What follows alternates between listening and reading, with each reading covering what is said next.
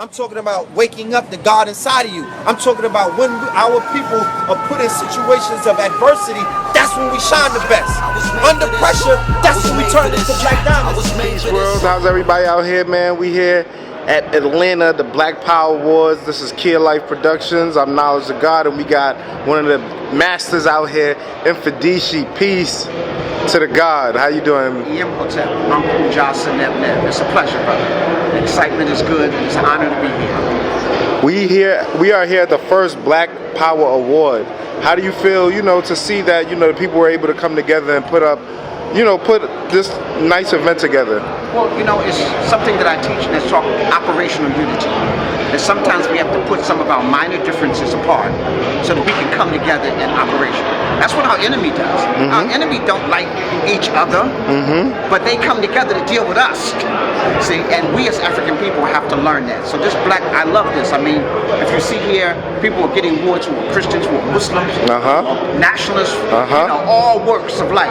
But we're all coming together and we're all one family. And when we catch hell, we catch hell as a family. That's real. So we need to unify as a family. So this is a beautiful thing. It's an honor to be, a nominee, in my field, spirituality and sacred science. Well, that's a foundation to almost all this other stuff. Because if your consciousness ain't right, you can have all the money in the world. You're going to be using it wrong. In fact, you'll give it right back. So the idea is that we're a spiritual people. Sometimes we confuse that with religion, but we're a spiritual people, and sacred science is the foundation of what our society is built upon. Okay. So it's an honor to be awarded in that area. Yes, definitely. And what's your opinion? Because now, we're now leaving this Obama administration and moving into this Trump administration. And I spoke to Red and Blue, and they speak about how they use, magic, and they use all these different things like that. What's your analysis? Because, you're about spirituality and things like that. Is the spirit realm being used and manipulated with all these things that we're seeing on this physical level? Yes, okay, but I want to say this. Trump coming into office, the powers put Trump there. Okay. It looks like they were anti-him. They put him there. And it's a wake-up call for African people. Because we realize that Trump has woken up white male superiority, white male supremacy. Confederates are waving flags. The Klan is out in the open. When they talk about making America great again, what do you mean again? What are you talking about? For who? The time when white people can just do anything and had no consequences. So this is what they're feeling. They're thinking Trump is going to give them, but that just makes it we have to be more unified.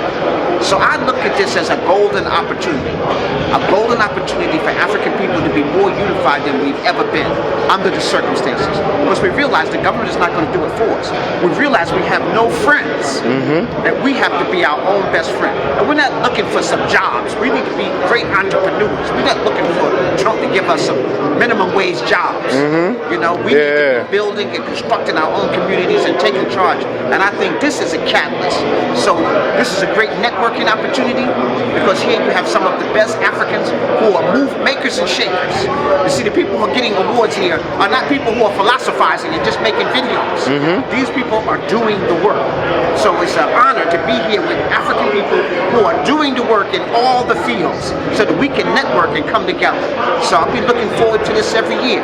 And we do this not for an award like this. We do this because we know this is what we're supposed to do. So it's an honor. And seeing all the people coming together, and networking.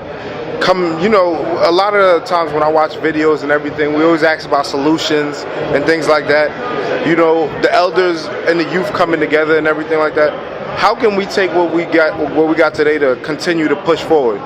You know what? I preach this philosophy here is that you need a council of esteemed ancestors. Okay. That's what we're resting on.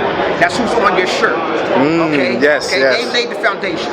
Then you have a council of esteemed elders who are perpetuating this greatness and who've been doing this work 30, 40, 50 years, right? Okay. And now you have a council of experts. So what we're seeing here is also not only elders but experts in the various fields. Okay. And then what you're promoting here, we need a council of esteemed scribes. scribes. That means media people who understand the philosophy, who are African-centered, who understand Black power, who are connecting us to the experts and the scribes. See, that's the missing piece. Okay.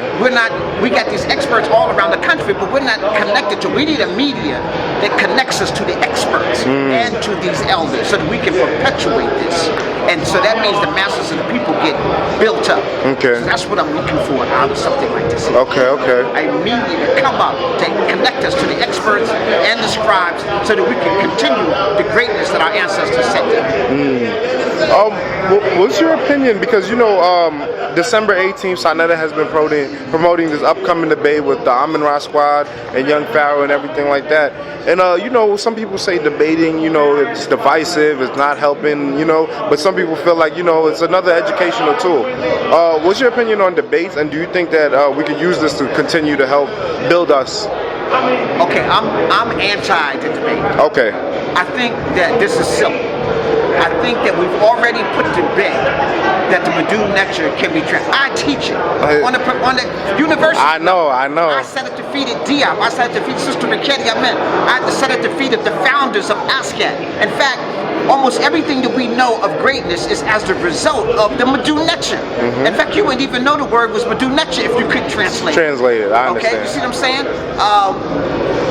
So I think the debate is silly. I think what we should be talking about is, can we heighten our consciousness of the development of the MEDU lecture? Not can it, it's can be. We know the grammar. We know the syntax. I speak several other African languages, and we know these languages are still alive in the MEDU lecture. So what we should be doing is not can it be, can we make it better, and can we use this information to further us? That's what I'm talking about. What power do we have in learning to using the meta-lecture, Brother, it's unlimited. Let me just say something. Okay. The Europeans who are in power are using the MEDU lecture. Wow. America was founded on that. Washington, D.C. is set up as an imitation of ancient Kemet. Wow. The Potomac River is imitating the Nile River. The Arlington Cemetery is imitating the Valley of the Kings. Wow. The White House, all the dead is buried on the west. The living is on the east. Wow. The checking is in the center of Washington, D.C. That's black manhood. You see what I'm saying? All the Masonic orders, York Rites, Scottish Rites, is all imitating ancient Kemet. And then we're talking about, should we be doing that? How's it going to help us? That's silly. These so-called founding fathers use our information and we scared to use it. So to me, look at Tesla, created electricity based upon that. When he got his Nobel Peace Prize, the Netteru was in there. Einstein, when he got his Nobel Peace Prize, he had the Netteru at his desk. So here, the greatest Europeans are using our information, and then when Africans try to use their own information, I get a question, how's that going to help us? Or people might say, you're using the white man's information because they're seeing them use it at a different level, or something like that. Tricked. If somebody steal your stuff and start using it, and you take your stuff back, this is your stuff. Yeah, but then people who don't know that it was yours, so that's our job. Our job, the elders right now, is to make sure they know this is our stuff. Yeah, because I see that's the argument, the fact that deciphered by the Rosetta Stone, and that basically white people deciphered it and they did a wrong job. So how are we using their, what they've used to decipher? For example, in my advanced MEDU lecture class, we're rewriting all those books that the Europeans translate. Okay. Because you got a non-spiritual people trying to translate a spiritual word. So they've done a fair job, but would the rabbit look at the wolf to translate his sacred text on how to survive? No, he'll be rabbit stew. Yeah, exactly. And that's what African people are, stew to white supremacy. In fact, guess what? We're so backwards right now, I say upside down, inside out, and backwards, that we are financing white supremacy. Do you understand that? Of course. We put our money in their banks, we can't get a loan, they take our money and then loan it to the supremacists. Yes. They loan it to the builders. While Koreans come to California and build a whole town and have like 15 banks running out of nowhere. Right, they can open up food stores and everything, and it's being sponsored. So our black millionaires, are they doing that for us? No, because they still got a European paradigm. And so I'm doing this for a conscious shift. We need a paradigm shift. We need to be thinking symptomatically instead of symbolically. Okay. And that's where we are. So if you're a symbolic thinker and you get a whole bunch of money, you're just going to give it right back. And you said Symptomatically versus symbolically. Symptomatically, what does that mean? Symptomatically is I'm intrinsically know it. I feel it. I'm part of it. Okay. Like people say, Mfundishi, do you believe in God? No, I don't believe in God.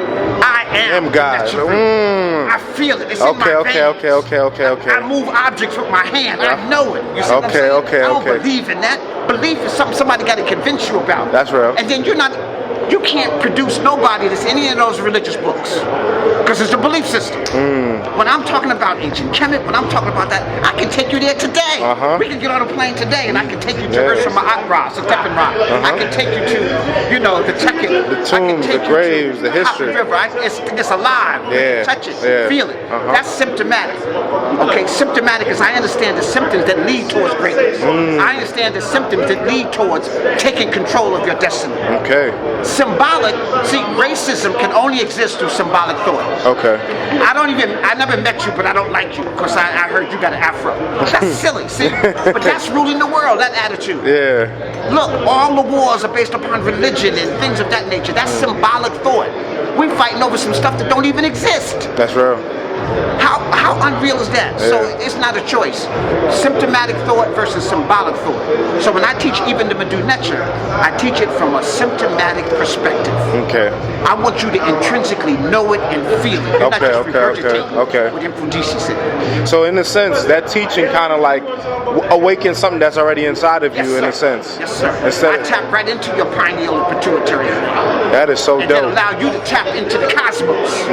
So how can that help you? You begin to know how great you are. You begin to understand that I did it once, I can do it again. In fact, all real knowledge and wisdom comes from us. And we are the only real people, Homo sapiens, on the planet. We're not part Neanderthal or anything else. Yeah, 100%. Yeah, and I seen that thing on World Star where the white guy said, he did the test and he said black people are the only people that are 100% human. Yes. And that's when people went crazy, like, but I'm like, black people been saying this forever. Forever, right. In fact, quantum physics is proving what we as spiritual healers have been saying for thousands of years. Wow. We can prove the presence of another force. We can prove the presence of a great mind, a consciousness that connects all of us together. And now quantum physics is beginning to be able to prove that same thing.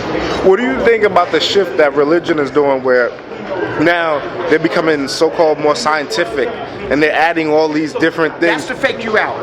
Okay. That's to fake you out. Because then they'll say the same thing you're saying. Right. They're trying to say that history is, that religion is like the Bible is a real history book. It's not. Of course not. It's just somebody's opinion. And like I say, they can't even produce any of that, But see, what's happening, they realize we're waking up. So that's why they move like this Scientology. Okay. They realize that we're waking up and some of us are becoming more sophisticated in our spirituality. Okay. So they're trying to appeal, but that's called the new age for them. It's old age for us.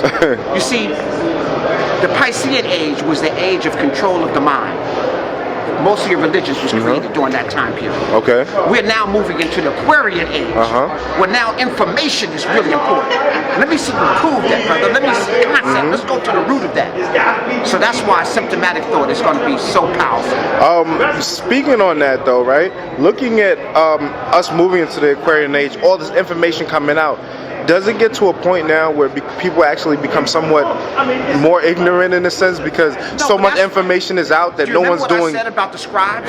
Yes. We need to develop that council. Okay. You to experts. So that differentiates you from pseudo knowledge. Okay. See, right now anybody can get on YouTube. Yeah. Study a few joints, get a couple little information, surface knowledge, and sound deep. And lead people astray. All you need is a little gifted gab, you know how to speak just a little bit, and you can lead people astray. Yeah. So the scribes, council of expert scribes who know the MEDU NETER, who know their history, who know their culture, will be leading people to the correct experts so that you cut through the pseudo knowledge.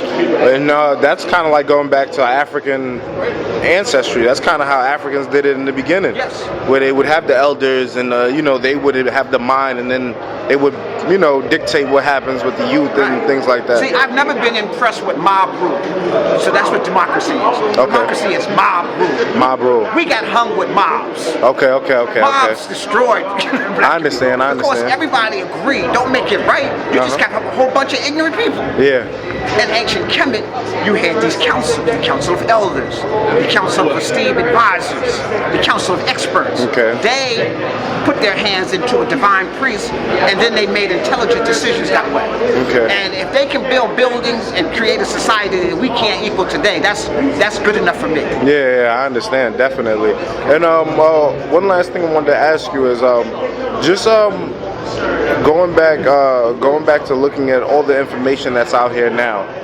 What should the people focus on to use right now to actually help them in this new up and coming year? To change a paradigm shift. Okay. We got to get off of our heads. We've been looking at the world upside down, inside and back. We got to take the information that we thought we knew, and even if we thought we were experts at it, we got to reevaluate it from a different paradigm shift, from controlling your own destiny, from a symptomatic perspective. I think that's going to be the new wave. Okay. Because see, if I even give a fool some money, if they start cutting reparation checks right now, they just be fried chicken places and brand new Cadillacs and big Dave Chappelle did a skit when we got reparations and the dude bought a whole truck of Newports. Yeah. You know what I'm saying? So it was like, yeah, so a paradigm shift right now, and that's what I think is beginning to happen. That's what needs to happen. We need to start thinking like we are our own survivors. We need to start thinking like we are the ones we've been waiting for. okay. And one last thing I want to ask you before you get out of here, Mfundishi, is what about, you know, people saying we got to go back to Africa, get our ties back with Africa? Yes. You know what I'm saying? I agree 100%. I think that most of us who can afford it need dual citizenship. But, you know, I also hear the argument when people saying you can't just think you could just go to Africa and just, you know, do whatever you want to do. You have to actually, you know, You're repatriated. Yeah. You have to, because the Africans might not like you coming down there and just doing whatever. A relationship. Okay, yeah. But that's with anything, brother. That's with anything, that's exactly. Like saying, should you have a woman? No, you got to create a relationship with the woman. You just don't you got built. You don't go any African country. You develop a relationship. Just the way you choose your wife is the way you choose the African country you go to. Okay. Do you understand that? You got to really take your time. Right. And you build that cultivate. relationship. Is there I a match? understand. You know, Yeah, you see that. okay. But you have to understand. Because I think about that being young myself, and I'm like, okay, I'm tired of the GMOs. I'm tired of all this stuff. So I want to go somewhere where I could naturally grow my food. But let me make this statement. Okay. As long as Africa remains weak, Africans will catch hell no matter where they are in the world. Okay. We'll catch hell in Europe, we'll catch hell in Australia, we catch hell in Asia, we catch hell in America, South America, because Africa is not strong. Africans in America, Africans in the diaspora have to come back to help Africa become strong, build up their economy. They got the resources, we got mine. If we can combine the mine from there and the mine from here, then we can solve all our problems. So until we make like the United States of Africa and make Africa strong, African people will be always being victimized no matter where they are in the world. What do you say though to you know, a lot of people you know, their mind is taken over by the white man, and you know they say you don't want to bring these same niggas from the United States to Africa because there's going to be a bunch of niggas in Africa doing a bunch of nigga shit. You know what I'm saying? Because I hear that. These are the conversations, you know, that people would say. Brother, if we go back to my formula of esteemed ancestors, esteemed elders, esteemed experts, and esteemed so these are the people that need to go back. Right. Then you're not going to have that. That's you're going to be directing that. All right. So, and these brothers right there probably won't even make it to Africa. Yes, they're going to stay here. They be like, more room for us here. Yeah, that's real. They be telling you, yeah, go back, bro. I'm going to get your house. You know, stuff like that. Nah, man, definitely. Mfundishi, man, I truly appreciate your time. You think you give us a shout out to Key Life Productions? Okay. Key Life, keep up the work. Key Life Productions. I look forward to hearing this and seeing this, and may you continue to work as one of the expert scribes. Yes, sir. And where can the people follow you at, and also check out the classes classes and everything that you're doing? I'm in Harlem, New York. Okay. They can go on my website, www.mfundishijagutimas.com, or they can just go on Facebook, Mfundishi Jagutimas, and I keep people abreast of what I'm doing, where I'm lecturing. I'm lecturing all around the country, all around the world right now. And Mfundishi, we appreciate you. Thank you. Peace and love. He's in control. He's the master of his masters. I can do business with you, right? Master's talking to a master, not a master talking to a slave or something. What's going on, Black man? That's doing up so nice.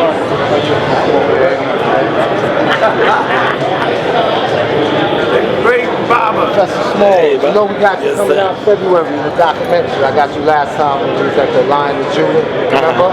Yes, sir. Okay. So that's on. Y'all want to finish it? Yeah. Always send me a copy. Yeah. You know Brother Chris, right? Okay. Yeah, I know you, brother. I seen you in here. He's the documenting man here. I had him in my house getting a few tips every day. Yeah, he helping me out. Yeah, he's gonna get it right. All right. Peace world, it's your boy Knowledge of God. Hip hop is real. Y'all see Kid what Life I'm wearing today, Production. right? We got Professor Smalls in the building. Check it out, right? Yeah, you right there with him. You know how to do it. You right there. Professor Smalls, how you doing today, man? I'm good, my brothers. Hotep. Red and blue purple like Prince. Red and blue purple like Prince. Red and blue purple like Prince. Red and blue purple like Prince. We feeling the urge, feeling the purge. Buzzers electric, we feeling the surge. Feeling the words, killing the birds with immunity. Pillars of unity. This is the form of the Voltron. This is the age of the Ultron. This is same stage as the Pope bomb. This is the sage you can smoke on. Copper pound, came on the scene, I was copper down. All I was missing was copper crown.